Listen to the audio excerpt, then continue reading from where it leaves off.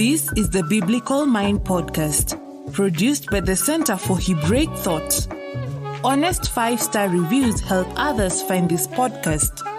Visit the magazine at thebiblicalmind.org for articles and videos that explore the deep structures of Scripture.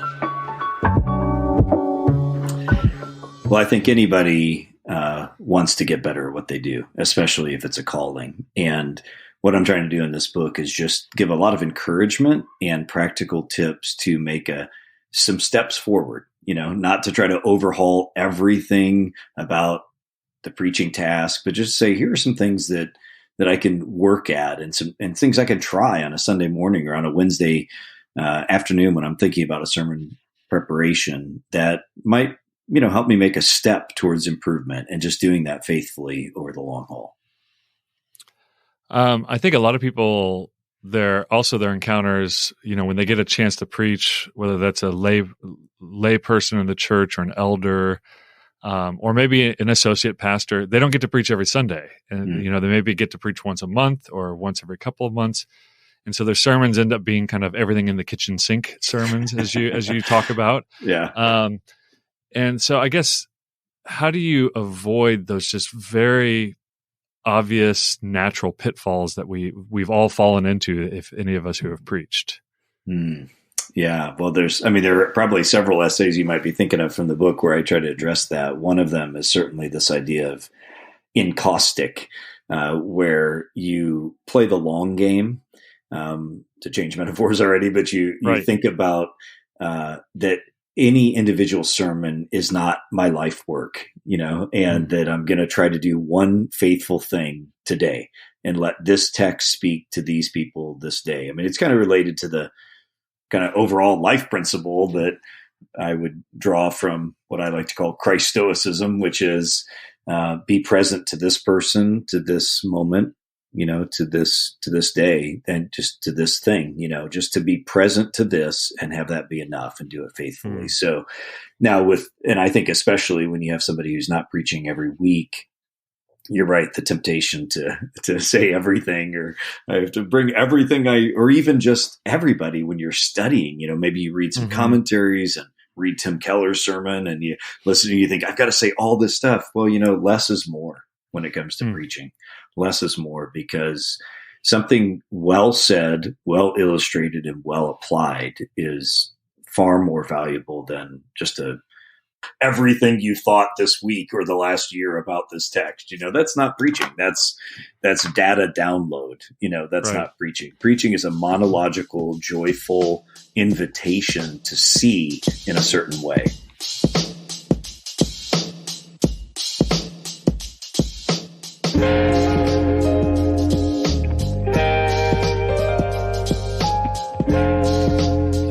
I think this is a serious problem. And also when you're studying very heavily, you just start thinking like, oh, well, everybody I'm reading talks about the eschatological discourses. And so when I'm preaching, I have to make sure and mention the eschatological discourses. Or I've been doing some work in hermeneutics, right? And then you watch half the people's faces go, what does that mean? Totally, Why is he saying this?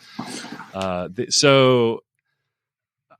think there really is almost two schools here. One is doing the hard work of making it not simple for the sake of simplicity, but simple so that it's actually teachable. And then there's the other one that's just like, well, I got to dumb down all this really intelligent talk, all this things I want to say.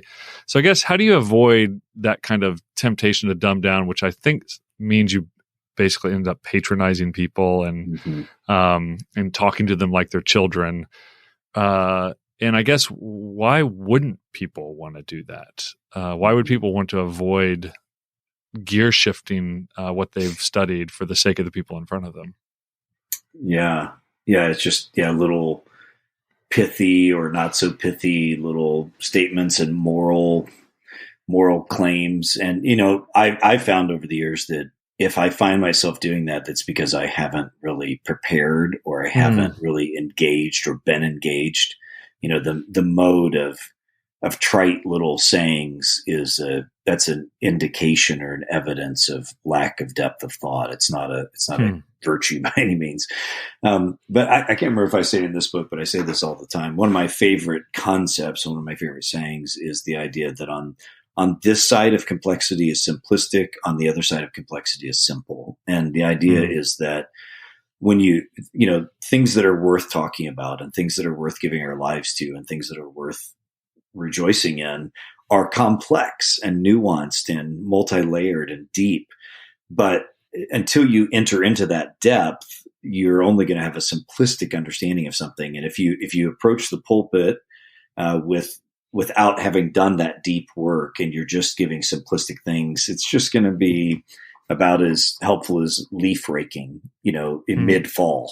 I've got these huge pin oaks in my house. You've been to my house. I've got these huge pin oaks in the front. I've had pin oaks before, yeah. And the entire rest of the neighborhood has been done with leaves for like 3 months, and mine are still dropping leaves. And it's so it's completely unmotivating to rake at all, because it's literally the next day there's going to be just as many leaves, right? So the point is that this sort of futility of just doing things on this simplistic way, you're not going to be fed. People aren't going to be fed.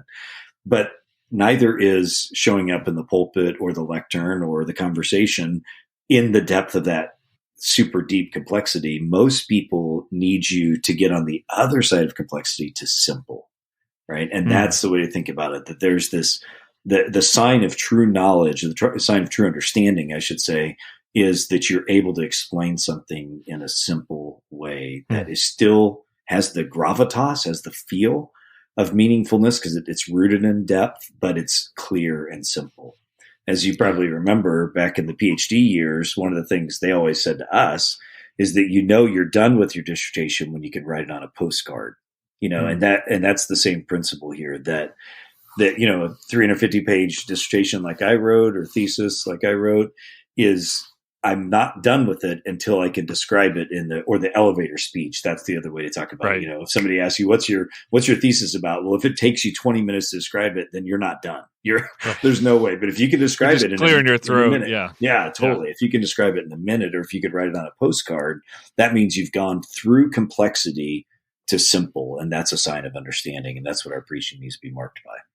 Yeah, and maybe you do talk about this in the book. Just to remind you actually talk about this exact issue, and I think maybe even we're swapping out the word simple with clarity, it's the reason it's simple is in order to be clear, and the reason it's clear is because it's simple, and that's a sign of understanding.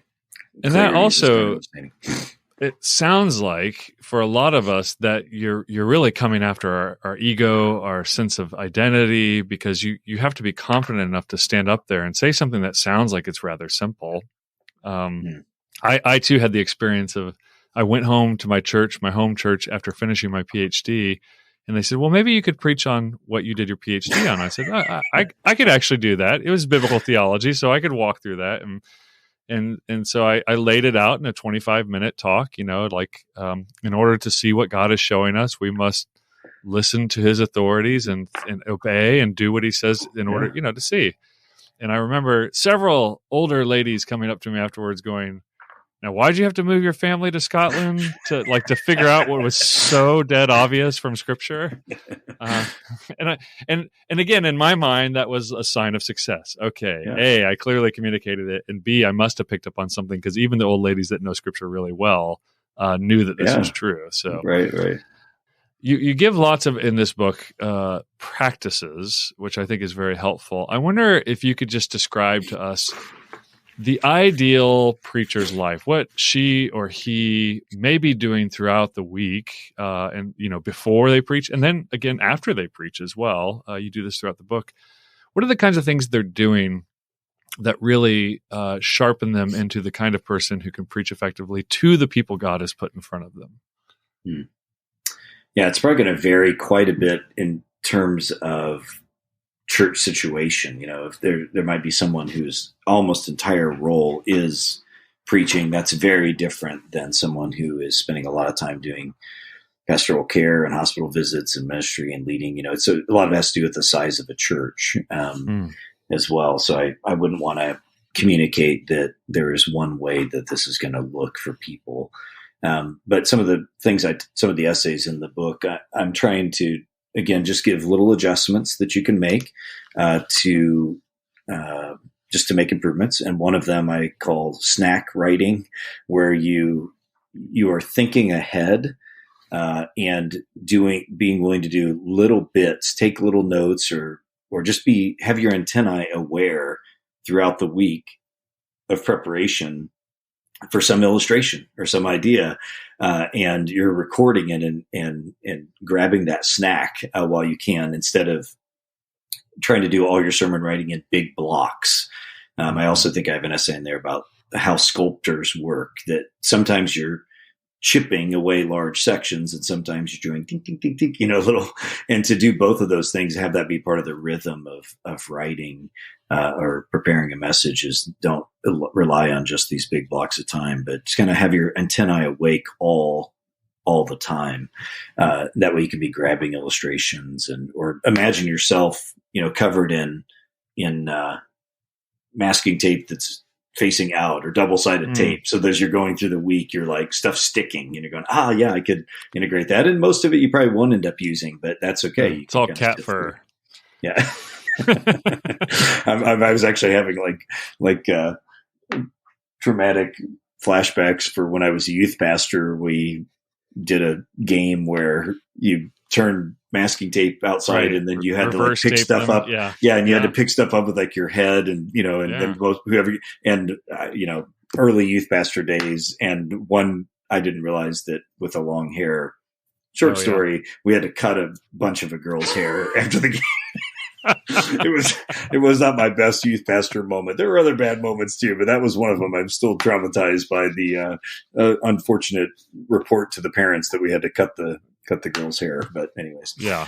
So. As a former children's pastor, I can wholeheartily sympathize. There are so many times where I'm just like, I did not think that one through. Totally. I needed a developed imagination. Okay, so you're snacking and grabbing. Actually, as you describe this in the book, it's actually a lot of the way I do a lot of things, where I think, I need to write on this in 2 weeks. I better start thinking about it now. I better start just kind of going in this general contemplative mode on the topic. Yeah.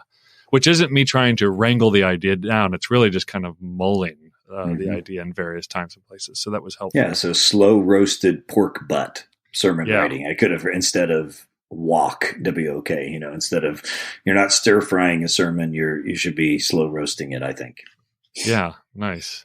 And then in the actual writing of the sermon, should people be writing their sermons? I think so. I think it's really good to manuscript out mostly where you're going, because writing is the means to understanding, not just the output of understanding. And that is that as you write, you get a clarity of thought. For me, I'm an oral processor, so I figure out what I think mostly by talking to people, and so thankfully I have a job where I get paid to just talk in front of people all the time, and as a teacher and a professor and a pastor. And so that's my main mode of figuring stuff out, but it's sloppy and it's dangerous, especially to do that from the pulpit, in my opinion. So it's really good to force yourself to do that talking out loud on paper to get a clarity of what you want to say.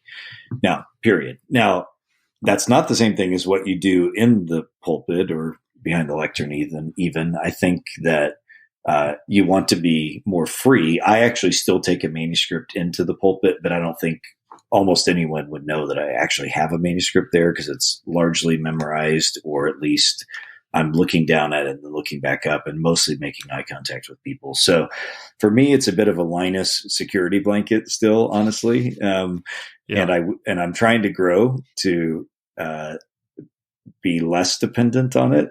But I still feel like I've got room to grow there. But yeah, I think the first 5 years or so I wrote every word out and would rehearse it 10 to 12 times until I virtually had it. And nobody knew that I had written every word out. So, and I think, I wonder if you would say everybody should, or people who tend towards oral processing like you and I do, it's probably a safer practice.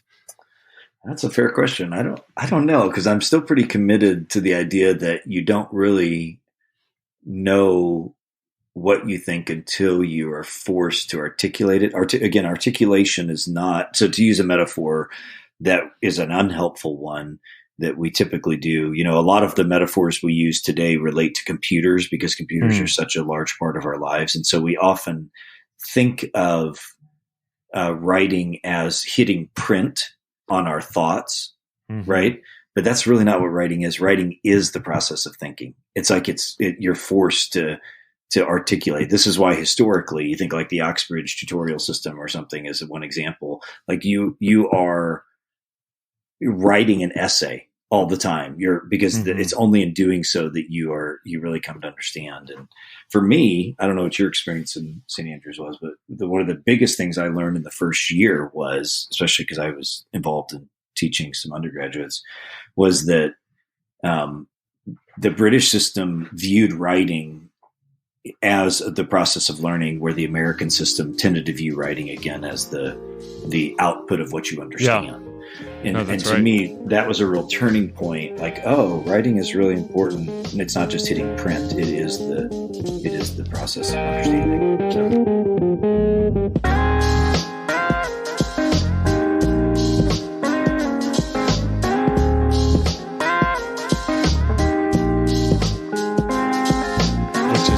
Why I make all my undergrads have weekly writing assignments. Totally. It's the best. Difficult, small, weekly writing assignments. Yeah.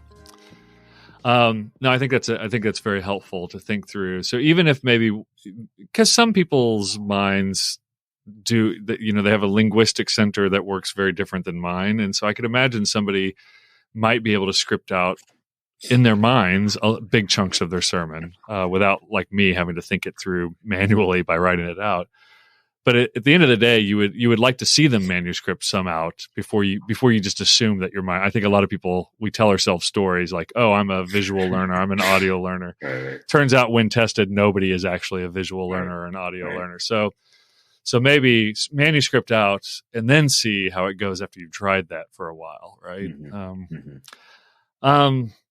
So let's talk about the big thing where you and I may honestly just disagree about this, which is fine because we're friends. We can tolerate we can take the hit. Totally. But I guess I wonder how much significance you put on preaching itself. Is it the central act of the worship service, or do you think it's just kind of an auxiliary? And if auxiliary, how much? How much emphasis should it have? Can you have a worship service without preaching, for instance? Yeah, boy, that is a really good question. I don't anticipate we totally disagree on this. As you probably know, and most of the overhearers of our conversation may or may not know, preaching is a particular emphasis in the Protestant tradition, but not only there. It's a Christian tradition and a rabbinic one as well. People standing up and expositing the meaning of the text. You see this in the Jewish scriptures, the Hebrew scriptures as well too. So, but the Protestant tradition, it's manifested in the architecture as well. That the pulpit replaces the altar largely in a lot of traditions. Now, it's especially in the pietistic evangelical tradition where the sermon gets longer and longer, the Puritan and those kind of traditions, more so than the Lutheran and definitely more than the Anglican tradition, which is still going to have a homily always, but probably pretty comparable in length to the Roman church as well, I would think, maybe a little bit longer. Like a 10 to 15 minute. Yeah, I think so. It's especially the pietistic Puritan evangelical kind of tradition that really has put a ton of emphasis on long sermons. So, I think I have kind of a nuanced view on it, in that I do think the proclamation and the invitation and the exposition and the exaltation of having scripture be in front of people and explained is both biblical and ancient and wise for now as well. And at the same time, I do think probably in the traditions we're in and I'm in, there's probably too much expectation that the sermon can do more work than it can really do. And one of the that was not a very clear way to say that. I think we expect the sermon to do more than is probably what people really need. I think people need the sermon plus other avenues for understanding both biblical and theological and practical truths. And I think a lot of times we've probably put too much expectation that the sermon can bear the weight of that. It's just not it's a beautiful bucket, but it doesn't carry all the water that needs to fertilize and enrich people's lives. So I don't know, maybe that's similar to you or not. Yeah, no, I think that's very close to where I'm at as well. And but I stare at churches, in my loose affiliation of traditions that are putting a lot of emphasis on the sermon, is doing a lot of work. And I'm seeing more and more, from what I can tell, a sermon which is discussing text, which I always say, preaching to me now in the evangelical context, feels like being in a book club where you're the only one who read the book. Yeah. And so at what point, or are there minor adjustments, or we haven't talking major adjustments now? At what point is the sermon, does it become a distorting lens because the people don't even understand the text and the context of those texts to which the sermon is referring? And so the sermon has to keep morphing into what you call teaching rather than preaching, where, and I'm throwing the worst problems of American Christianity at you here. So yeah, it's okay. If I could change the metaphor, I wouldn't think of it ever as a distorting lens. I guess there's probably some really bad preaching that is, but I just mean when done well. I think I prefer the metaphor of a funnel. So if you think about Sunday morning and all that happens on a Sunday morning, whether it's a 15-minute homily or a 45-minute sermon, whatever, that all of that is at the top of the funnel. That's for all people. All people are welcome. And I do think you have to give a message that is appropriate for that. It's monological. Right.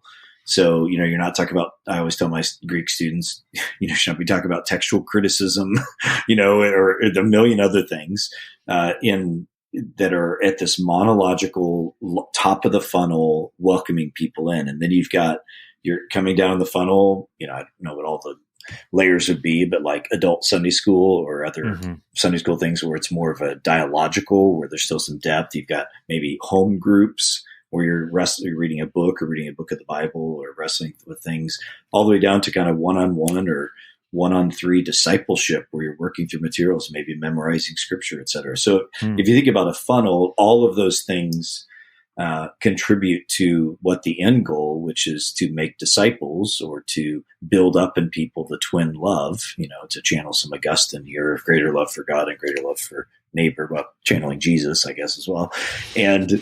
And so all of that is the work of discipleship. And I think preaching is really very, very important, but it's got to be understood for what it is. It's this monological, invitational, shaping event. But it's not the same thing as all the work of making a disciple. Yeah, I notice you often talk about the sermon as kind of a form of leadership as well as displaying and taking leadership. And then also on the flip side, I thought it was just very practical advice. Like you probably shouldn't be expounding theodicy in a sermon. That's something that actually is better worked on in a dialogical setting where you can, dialogical just meaning we can converse back and forth, questions can be asked. And with expected answers. So, how do you know when? Because I can't tell you, as you probably guess, how many times I've stepped down from preaching and somebody said, "Well, that was really good teaching," and I was like, "That's funny. I thought I was preaching my butt off up there, right? I thought I was really going at it." But I think everybody has an invisible, fuzzy, amorphous view of what is preaching, what is teaching, you separated by monologue and dialogue. But how do you know internally when you've crossed over and when you should kind of stay in the lane of preaching versus, oh, we need to take a moment and teach, or this needs to be a teaching we get out to everybody on Sunday? Oh man, that's a great question. And I think I get that too. I mean, I think my messages are, well, maybe I'm completely self-deceived, but I think they're well received and accessible. But I do think probably most people would say that I'm bringing a lot, and I know my wife definitely says I'm bringing too much content. And so I think I probably, on that preaching, teaching line, I'm probably closer to the teaching part of that spectrum, I guess. But so what is the difference? Well, one of the differences I do make is monological versus dialogical. So at least when I teach, which is a lot, I'm constantly interacting with students. I'm asking questions. I'm inviting questions. That's harder to do in the pulpit. It's not, that would be kind of weird. So that's, although I do that. Do you? I ask real questions and demand answers from people in the pulpit. But in like a Latino church, you can do that, or a Black church, you can actually get away with that. I've tried that in like stodgy white churches. Totally. Right. To dead silence. I am sure. And then size too, exactly. But what else is the difference? I do think, again, topics, I think there are certain things, again, that require a more dialogical setting. And I do think tone, for me, a lot of it is that I see all preaching as an invitation to see the world in a certain way. And occasionally there might be, a prophetic element that is a call or a challenge or whatever, but primarily even that, I like to frame it all as I am modeling for them a way of seeing the world and a way of inhabiting the world, really. That's what I'm doing in the preaching moment, which is, again, it's an event. I think that's a big difference too.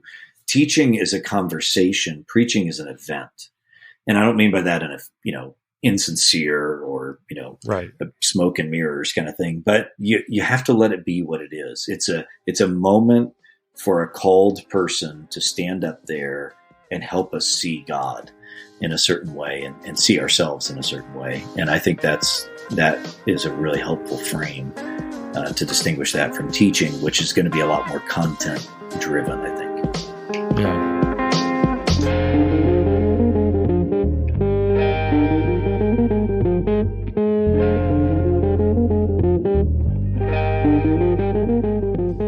So when I'm teaching, like you, I ask a lot of questions, and half the time my questions are just so I can figure out if people are tracking with me or how well they're tracking with me, or if I need to adjust or stop and explain. So if it is an event where I'm trying to gain clarity and help people to see something the way that I see it, that I think is worth seeing it that way. Is there any way that you can ultimately figure out whether people tracked with you or not? Well, with a sermon, it's hard. I think it's really long game, knowing the people, seeing what impact it has in their lives, dialoguing with them. But it's really hard because what you usually get at the end of the sermon is a small percentage of people that obligatorily and or sincerely tell you good job, right. And then a small percentage too are like, I'm mad about this, I can't believe you said that, right? and then look out for the guy that makes a beeline for you after the sermon. Yeah. Or the emails, you get an email at 11:06, right. Now it's emails. Whatever. Yep. And so that I think for the vast majority of people, you have no idea what's really happening except for playing the long game and living with them. So I love to go and preach other places, but I'll tell you what, over the last 5 years, I care less and less about preaching other places, and I care more and more about preaching in my church, because I've just gotten to know the people at my church more and more. I've walked with them and helped them with parenting issues and divorce issues and sadness and job loss and joys and whatever else. And that is what real ministry is about. And so my preaching to them, it's in that life on life dialogue with them is what's really happening. And so that's just more and more important to me. I don't know if I answered your question or not. But, yeah, no, I think that's part of it too. And excuse me. It's there, I've heard techniques like, I know Tim Keller for a long time, and I think some Redeemer churches in New York City, they have a Q&A session after the sermon. Yeah. So you'll get some immediate feedback that way. Or, when I preached, I would typically reach out to people and say, people who I knew would be direct and blunt with me and, say, how did that hit? And like, well, you kept talking about that thing and I didn't understand why you were talking about that. Right. So it's good to have a little network. I also, okay, I was like, should we bring this up? Yeah, we should totally bring this up. I also am in the habit of telling people don't listen to other preachers. If not great preachers. Except for me. Yeah. Right. Who don't know you, right? Like and like you said, when I preach somewhere else, I'm like, well, I can't, I have to tell people at the beginning, like if anything I say you think is me coming after you, it's not because I don't know you, right? Mm-hmm. If we're at my church, I'd totally be coming after you because I know your sin, right? I know your sin, I know my sin, and I know how they work together, right? But there is this kind of like the reason you shouldn't listen to Tim Keller's sermons, or at least not in a way that you compare them to your pastor's sermons, is because Tim Keller doesn't know you, right? And he didn't craft that message for you. C.S. Lewis did not write to you. He wrote to his fellow British countrymen, and he wrote in a way that he thought that they could understand. So I wonder, and I think about this a lot, has the media of preaching, the podcast and the YouTube videos, has that in some way like just submarined a lot of what we generally consider good, faithful preaching? Yeah, that is a tricky one, isn't it? Because of course, excellence and goodness and beauty are beneficial, and there's a reason we still read Augustine. Right. There are things that are written down and kept and preserved and distributed widely in its own day and later, because they really are excellent. So I wouldn't be opposed, but I think I agree with what you're concerned about, which is the celebrification. Can I make up we'll try that one of preaching, and then an expectation that the event is going to be this like, oh my goodness, every time, as opposed to just this faithful living together exposition or unpacking or helping to see who God is. That's beneficial in a way that is far more life impacting than just the celebrity moment. But I also don't want to say, there's a reason we know Tim Keller's name, because man, when you listen to his sermons, they're super insightful. And I wouldn't want to take that away from somebody, you know what I mean? So I feel just kind of split on that one, Yeah. I think maybe the kind of uncritical theological entertainment imbibement of a Tim Keller sermon. We're like, I just want to listen to a great sermon versus, right. I want to hear this guy who is talking to a certain population, a certain situation, who God did not appoint to me as my pastor. And I think so I think there's a way in which you can carefully imbibe in those. But I've certainly run into people who do not carefully imbibe in them. I'm sure you're right. You're probably right. Yeah. It hasn't happened to me, but I've heard of pastors telling me that they'll finish preaching on a certain passage and immediately someone will tell them, I heard a sermon by Tim Keller on this where he talked about X, Y, Z and basically just shamed the person unknowingly. Is preaching performance art? What do you mean by performance art? Is it a performance? Maybe we could just put it that way. Mm-hmm. Yeah, that's yes, if one does not tack on all negative evocations to performance, which probably today that English word performance is probably mostly negative. It means, an effected show that isn't sincere. But so if that's what a performance means, then no. But is it an event that is live and artistic in the sense that there's creativity happening in that moment? I think yes. That's what's so wonderful about it.